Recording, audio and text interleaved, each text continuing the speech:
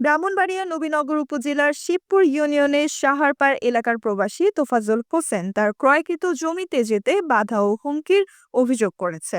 এই ঘটনায় তিনি নবীনগর থানায় লিখিত অভিযোগ দায়ের করেন। থানার অভিযোগ ও স্থানীয়দের সাথে কথা বলে জানা যায়, তোফাজ্জল হোসেন শিবপুর মৌজার 2119 খতিয়ান 153 দাগের 53% জমির মধ্যে 15% জমি আবু কাশিম, আবু তাহের ও আবু বাসিরের কাছ থেকে ক্রয় করেছেন।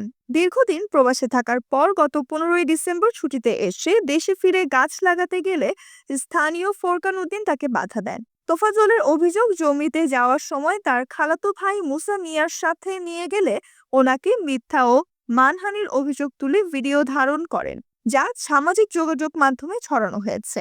মিথ্যা ও বানোয়াট উনি একজন ভালো মানুষ বলে দাবি করেন তোফাজ্জল হোসেন। এই সময় প্রবাসী দাবি করেন জমির বৈধ দলিল, খাজনা পরিশোধ সহ সব কাগজপত্র তার কাছে রয়েছে এবং দীর্ঘদিন ধরে জমিটির ইজারা দিয়ে আসছেন। Nusrat Jahan, AVN news desk.